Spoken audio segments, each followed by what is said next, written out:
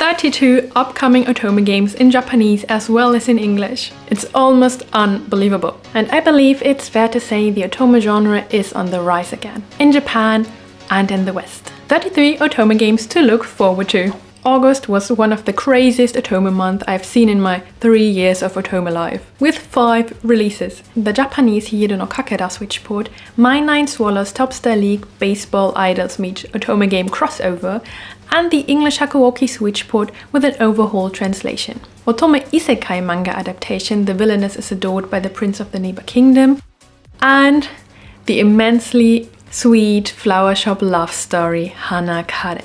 And this overflowing of Otome games seems to continue this year and beyond, with the most amazing announcements you can imagine, and one announcement in particular the Otome fandom has been waiting for years. I'll start with the Japanese announcement, then the English announcements, and end with some speculations about further localizations. In Trouble Magia, our heroine is troubled by suddenly turning into an animal, and thus attends a magical school to lift her curse. In this game, sweet shoujo manga romance is waiting for you. Studying in a magical school as if Harry Potter became an Otome game, while the heroine cuddles up with the characters in the form of various animals. Try out the demo in the Japanese eShop if you're curious about this, though the language isn't quite as simple as one might expect from this setting. But still, I'd say beginner-friendly enough, but better see for yourself. Otome Doshi is one of the games I'm personally most excited for. It looks like Olympia Soirée meets comedy, with voice actors like Akaza from Olympia Soirée. In this Chinese-inspired setting, a country that focuses on strength and martial arts contests suddenly gets attacked, and the heroine ends up having to protect the country together with the allies. In Honey Vibes, the heroine plays the role of the queen in the fight for territory between the different fractions of the allies, who are half human and half beasts, and the heroine is in danger of falling for her passionate and animalistic side as well.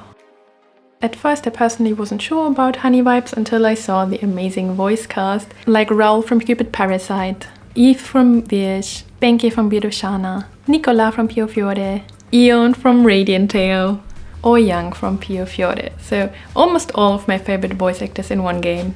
And it's promising to be really steamy. I have no reason not to buy it.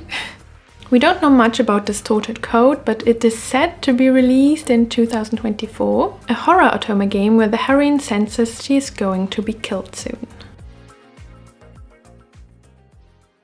Dynamic Chord Rave Parfait is a port of a Vita game by Honeybee, where you become the manager of a high school band, but all members have their flaws, and this series is also known for some controversial characters.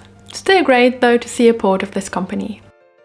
Sudan Digit will be ported in 2025. It's set in a school with a strict hierarchy set by numbers of your family and your strength in sword fights, and you're not allowed to disobey the commands of a higher number.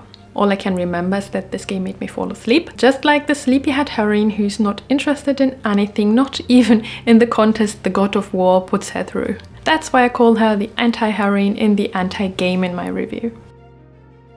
After the first game and its FD of Hide no Kakera was ported in August, it's now followed by the sequel and its FD of Hide no Kakera in 2025.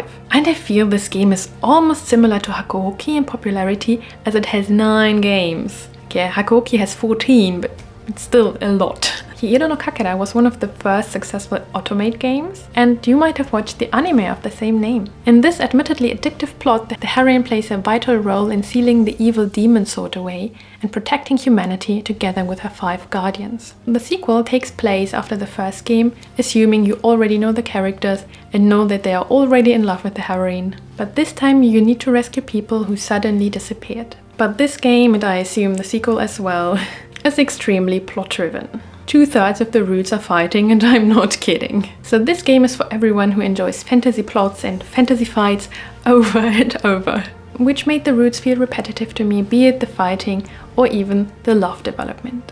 But at least this port also includes the FD, but it seems to be as short as the first FD and might not be enough to patch a romantic heart. A review for the first game will come in the next weeks, so subscribe and ring the bell to stay tuned for that.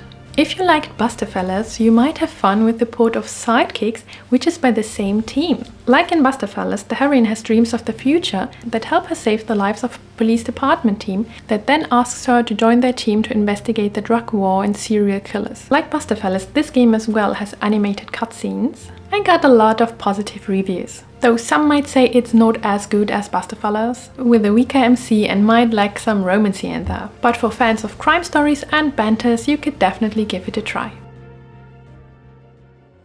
Now to some new games, new sequels, new FDs everyone has been waiting for, and some of the most exciting announcements. In Over Requiem Z, you travel together with bloodthirsty killers to some ruins. You can choose between two routes, truth or degenerating darkness. The information so far is relatively vague, but it's described as a dark fantasy in the country of Oz. And I'm personally super excited about the voice cast, with Eon from Radiant Tale, Alan from Cupid Parasite, Himeka from Olympia Soiree, Lucas from Estonia, and Dante from Pure Fiore. In the snowy country that is cursed by the winter god in Fuyosora's sacrifice, the heroine will be selected as a bride, sacrificed for the winter god to finally bring spring. Will the allies be her allies or her enemies? The motives of the game are tragic love in a Western style fantasy. And here as well, an absolutely amazing voice cast is waiting for you, with Benki from Bidoshana, Seiya from 9-Rib, Koyo from 9-Rib, Rudel from Tokijikaki no Apocalypse, and Chikashi from Hanakare. The next historical fantasy game, Byakko, is advertised as featuring age gaps, because apparently that's a thing. 1869, in turbulent times after the decline of the Edo shogunate, where different age range factions fight with the French military, together with a heroine who wants to protect everyone. This seems to be a game for fans of Hakuoki or Bidoshana and of strong heroines. After the ancestors of the heroine in Mononoke Chigiri had successfully driven evil yokai away, they started threatening humankind again as the monster cat regained his powers. Now the heroine has to awaken her magical powers in order to strike back the yokai. So a contemporary and yokai setting. I'm personally not sure about this yet. I still wait and see to see if it's more plot or more romance focused. Now we come to the probably most anticipated announcements you have been waiting for. In Bunny's high school, the strong heroine dresses up as a boy and attends a Yankee high school. That's all we know so far. Seems like the Otome version of Kenkabancho Otome, which is also by the same director. I will make a review of KBO as soon as I've played the fan disc to give you a broader picture. At first glance, Bunny's high school looks like a grown-up version of the funny Kenkabancho Otome. But here the eyes look a bit more evil, maybe a bit more red flags, or maybe even a bit more yandere than in the overall wholesome KBO. Definitely looking forward to a gender-bender Yankee high school. Matsurika no Kei was quite successful in Japan, and now gets a fan disc for more sweet times with the characters. And as the base game was very plot-driven, I think that's a good chance to elaborate more on the love stories that were a bit lacking in my opinion in the base game.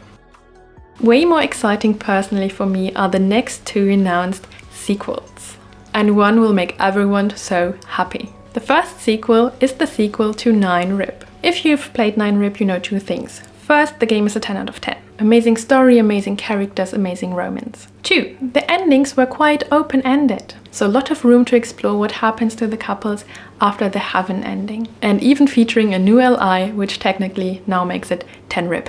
Second, the sequel everyone was hoping for. But I didn't believe it would happen anymore after the team made a new game with Tengoku Struggle. And that is the sequel to Olympia Soiree. You heard me right, my friends. Can you believe it? Olympia gets a sequel telling new stories about how the fate of the island develops and potentially telling us more about the love story of Olympia's mother. I expect this to be similar to the sequel of Nilat Mirari no Tenbin, which is by the same team, that we both get interesting new stories and a lot of steamy scenes as their relationship flourishes. Tell me how excited you are about this announcement in the comments. And from the same developer as the vastly successful Uchronia is a new game announced called Unlogical. Set in a twisted world of angels, where reality and virtuality intertwine. Honestly, the teaser confuses me more than anything, so we'll have to wait on more news on this one. We're also still waiting for news on the basketball meets Otome game Mixdunk, as well as on the Jack-Jan sequel. And while you're waiting, maybe you want to get tips on learning Japanese in my newsletter or by becoming a patron like these lovely people.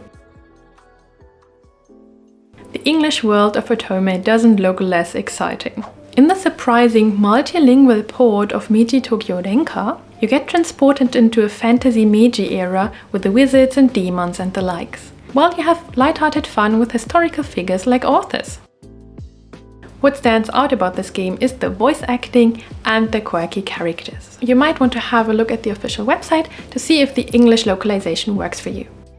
October will be spooky with 9 Rip and its ghost stories. But don't be afraid, it's not really a horror game. And even if you're easily scared, a lot of routes still will be enjoyable, and the heroine is spirited away into the different ghost stories. This is one of my all-time favorite games, with just amazing and multi-layered characters. The English market also gets some FDs. With the VHFD, the characters still aren't done suffering, so Happy Despair continues. The Steam Prison FD looks like sweet times with some new dateable characters. In theory, Neon Mafia and Kaleido Tower were announced for 2024, I think, but as promising as they look, there still are no news updates since my last update video almost a year ago. Same for Vampire Hunter that was scheduled for 2025. But still, 2025 won't be less exciting for the English market. With Despera drops, English fans get another crime Otome game with fantasy aspects, similar to Bastafellas. And if you're curious, you can play the Japanese demo in the Japanese eShop. With Mistonia, another new favorite of mine gets a localization. In Mistonia, the heroine is out for revenge as her family was slaughtered 8 years ago. In the disguise of a maid, she tries to get closer to 5 noble families who were involved in this gruesome incident. But as she gets closer to them, her heart is torn between revenge and love. And this is such a cute, yet slightly dark game, with great characters, amazing foreshadowing and plot, and it's just so purely romantic. And the vastly successful Uchronia will also come to the West, which had one of the most successful Otome visual novel game launches of the recent years and can't be kept to Japan only. On this steampunk island, the inhabitants know no violence and are protected by the big tree in the center of the island. But as suddenly bloody incidents start to occur, our heroine investigates the truth behind the incidents together with the allies, just to find out the truth about her oh so perfect world. Well, for me, the romance was lacking. This game is for people who enjoy crime stories and a sci-fi plot. Bastafellas 2 takes place after the true ending of Bastafellas, again investigating cruel crime cases with apparently even less sugar content than the first game.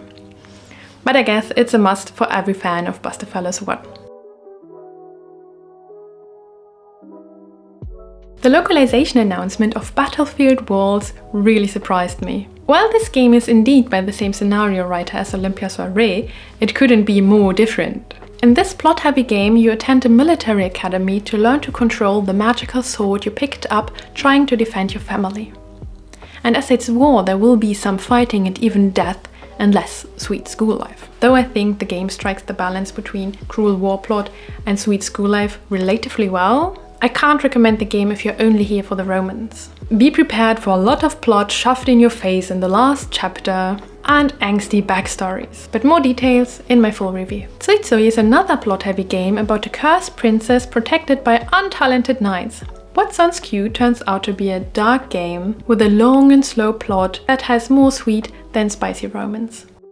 And I'm very happy that the same company that also localized Bastafellas and Beat Project will bring a hidden gem to the English-speaking audience. This gem is Genso Manege. My review for that will also be up in the next few weeks, so prepare yourself for a surprising game. In Genso Manege, our witch Emma is to free the employees of the amusement park who are held captive there by magic. But despite its cute-looking pastel appearance, this game is dark, brutal, and sad. Still, it's super cute and romantic, which makes it the perfect game for every romantic who still likes a dark plot. Lastly, my speculations about future localizations.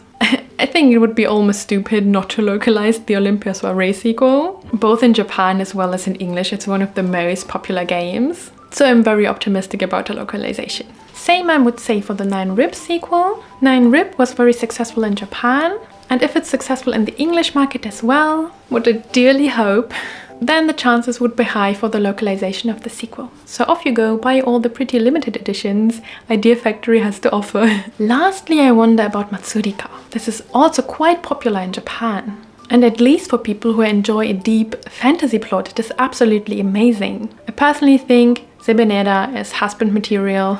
And if you're willing to deal with a rather weak heroine and, let's say, a mature love development, then the game could be interesting for you, I think. If not so, you can watch my spoiler rant about the love stories in this game. Well, it's not for everyone. I wonder if it will be picked up for the English market eventually. So for which games are you most excited? And which would you like to see localized? And while we're waiting for the new releases, don't forget about the gorgeous games we already have. Like my new favorite Hanakare, telling sweet and spicy love stories in a flowery setting.